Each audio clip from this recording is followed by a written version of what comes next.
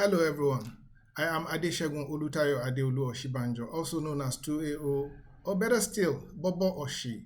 I am a distinguished Nigerian Pan-Africanist, energy consultant, technical writer, thought leader, and the convener of the African Woke Citizens Platform, AWCP. Now this is welcoming you to the maiden edition of Core Drilling and Woke Advocacy with Bobo Oshi, where we drill deeper into the core of African and global issues and walk us into the realities of the outcomes.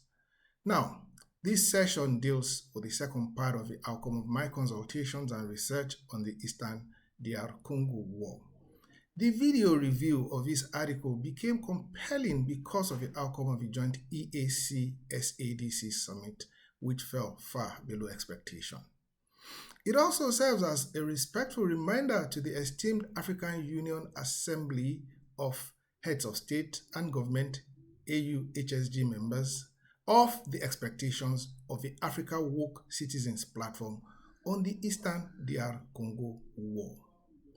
Members of the AU-HSG should utilize the February summit as a pivotal moment to demonstrate to the world that African Union possesses the capability and determination to effectively manage and resolve the continent's challenges, including achieving closure on the Eastern DRC war. This is an opportunity to showcase our unity, strength, and commitment to addressing and closing the chapters on key issues that affect Africa. By making a bold and unified statement, the AU can affirm its leadership role and reinforce confidence in its ability to steer the continent towards progress and stability.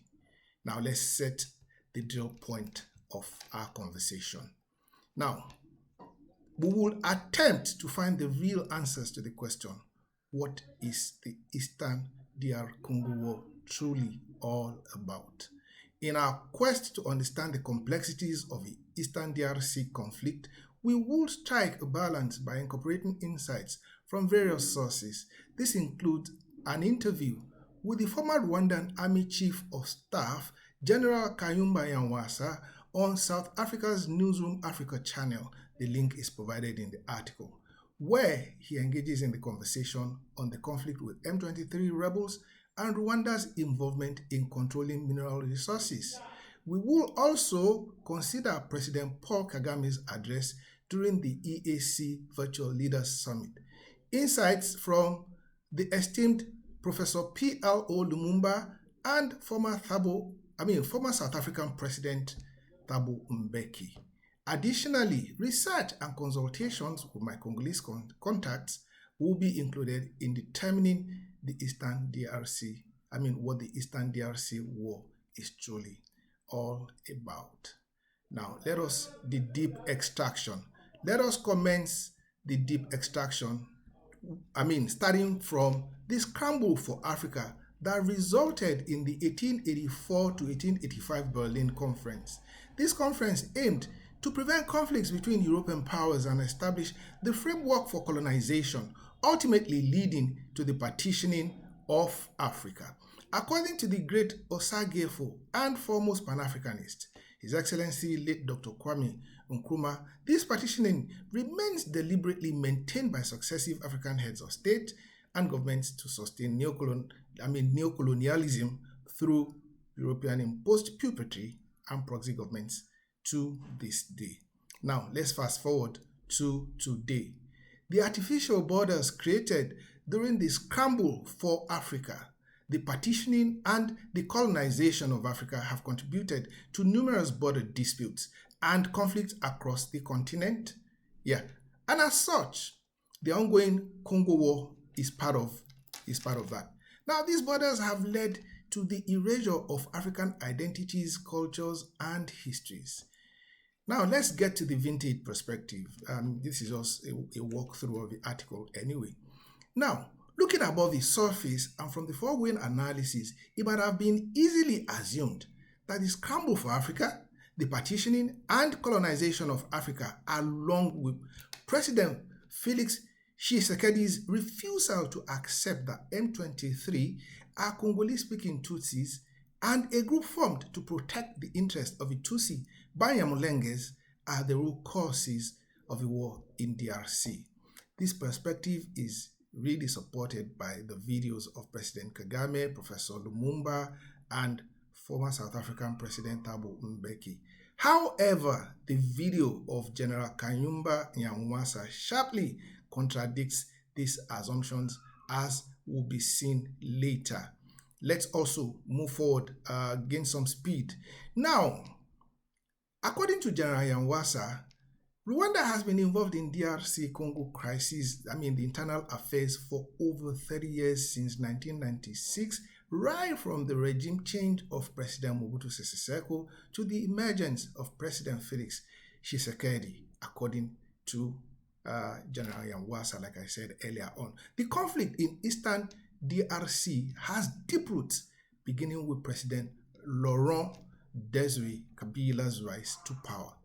Kabila, with the backing of the Tutsi-led government, of course, President Paul Kagame overthrew Mobutu Sese Seko in 1997, though of course it was initially denied. Now, initially, Kabila's relationship with the Rwandan government was very cooperative, with General James Kabarebe, a Tutsi, serving as the chief of staff of the Congolese army. Okay, now when tensions broke out between Kabila and Kagame, Kabila chose to pursue a more independent line. He moved against ethnic Tutsis in his administration and army, leading to a fallout with the Rwandan government.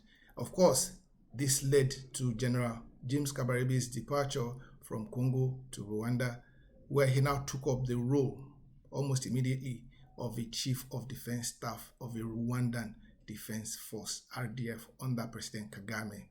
Now, this fallout also, these are the advantages of the fallout. It also gave room to the full absorption of the Banyamulenges into the Congolese administration. Remember, earlier on I said we would see why the partitioning of Africa, the colonization and all that was not actually the root cause of the Congolese war. The Banyamulenges were fully absorbed into the Congolese administration and army, according to General Nyamwasa. Now, of course, this fallout also led to the outbreak of the Second Congo War, which is often referred to Africa's World War. Okay, now let's fast forward to President Joseph Kabila, when he took over as president after his father's assassination in January 2001. Okay, Joseph Kabila played a very significant role in ending the Second Congo War. Okay, now, during his administration, the DRC and Rwanda collaborated on several military offensives against the Democratic Forces of the Liberation of Rwanda, the FDLR. Okay, now let's also move on quickly to the assumption of office of President Felix Antoine Tshisekedi Tshilombo, who took office in 2019.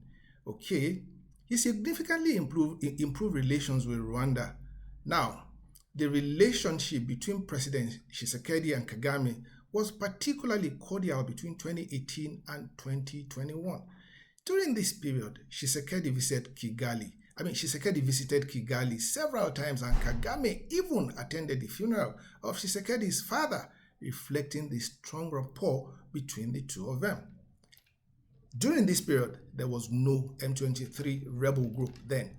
Okay, Tshisekedi and Kagame enjoyed a very, very cordial relationship. Again, it was, this fraternity period was also a time of greater collaboration between DRC and Rwanda to dismantle the leadership of the FDLR. Okay, several operational offensives were launched, including joint military operations targeting FDLR strongholds in the eastern DRC. Now, according to General Yawasa, the relationship between President Tshisekedi and Kagame grew tense. Between 2021 and 2023, during this period, President Tshisekedi made agreements with President Museveni of Uganda to deploy Ugandan troops into Congo and signed a road construction contract from Uganda into DRC. Additionally, he made a deal with Burundi to deploy troops into Kivu, but Rwanda was excluded. This exclusion angered, infuriated President Paul Kagame, who felt sidelined and responded with the declaration. Listen to this. This is interesting. I have not been invited into Congo, but we shall go there uninvited. This issue, along with unresolved matters over mineral resources as compensation for joint military operations, led Rwanda to enter Eastern DRC uninvited as promised by President Kagame. This action gave birth to the M23 rebel group. Subsequently, Rwanda began exploiting Congolese resources using the Rwandan Defense Forces to capture mining areas. Now, it's an open secret that the M23 rebels are fully supported and funded by Rwanda, and it will not be the first group that Rwanda has supported while officially denying it. Now, let's quickly get to the final strike so that we wrap this up. It is mind-boggling that successive administrations in the DRC, from President Laurent Desire Kabila to President Felix Tshisekedi, failed to invest and develop the country's military capacity. Instead, they consistently relied on the military might of the Rwandan Defense Forces, RDF, which exposed DRC's vulnerabilities. As a result, Rwanda has taken undue advantage of DRC's military weakness, and the DRC is paying heavily for its failure to strengthen its military. Despite the arms embargo imposed by the UN Security Council since 2023, the DRC should have sought regional military assistance from the Eastern African Community, EAC, or maybe even SADC, to mitigate risks and reduce vulnerability to Rwanda. Additionally, the United Nations Organization Stabilization Mission in the DR Congo, that's MONUSCO, is also complicit, as DRC paid $1 billion annually for 30 years without any improvement in the country's security architecture or situation. Now, kindly allow me break down the final strike that this maiden edition of core drilling on the Eastern DR Congo crisis made seamlessly by the special courtesy of General Yawasa. What it woke us into is the solution to all of Africa's leadership problems, crises, challenges, which lies in establishing a robust, institutionalized, supranational authority that can oversee and intervene in all African affairs and categorically call erring heads of state and governments to immediate order. This will put an end to impunity in member states across the continent. The institutionalized supranational authority is needed to call DR Congo, Rwanda, Uganda, Burundi, South Africa, and representatives of Rwandan refugees scattered all over Eastern and Southern Africa, which includes the FDLR, into a peace and conflict resolution meeting and achieve closure to all listed agenda issues, and categorically tell President Paul Kagame to evacuate all Rwandan defense forces out of DR Congo with immediate effect. The only authority with a semblance to this institution we're talking about right now are the permanent members of the United Nations Security Council, who will do no such thing as calling President Paul Kagame to order because he assisted him in winning the genocidal war to protect and promote their interests in the Great Lakes region. Now, this is a core reason why the Africa Woke Citizens Platform, AWCP, continues to reinforce one of 2AO's words on marble. The solutions, I quote, the solutions we seek from Europe and America are right here with us in the African Union. The AWCP advocates for upgrading the African Union into an institutionalized supranational authority to oversee overall African affairs. This initiative aims to restore Africa's lost glory and respect for our esteemed heads of state and government. Europe and America no longer hold our African leaders in high regards. None of them were invited to the inauguration of President Donald Trump. President Biden managed to visit only Angola in the twilight of his administration to review and finalize a deal delayed by the same President Paul Kagame. Nostalgically recalling the strong bond between Patrice Lumumba and Ghana's post-independence President Dr. Kwame Nkrumah, history once again calls on his Excellency John Dramani Mahama of Ghana to continue the legacy of the great Osagyefo. He should rally African heads of state and government during their February 12th to 16th summit, particularly President Lourenço of Angola, President Emmerson Mnangagwa of Zimbabwe, and all other presidents who are generals in the Great Lakes region. However, President Yoweri Museveni, who is an in-law to President Kagame, should be excluded. They need to confront President Paul Kagame with the truths established in this article and categorically demand that he leaves the DR Congo to end the war with immediate effect. God bless Africa. God bless the African Union. God bless everyone.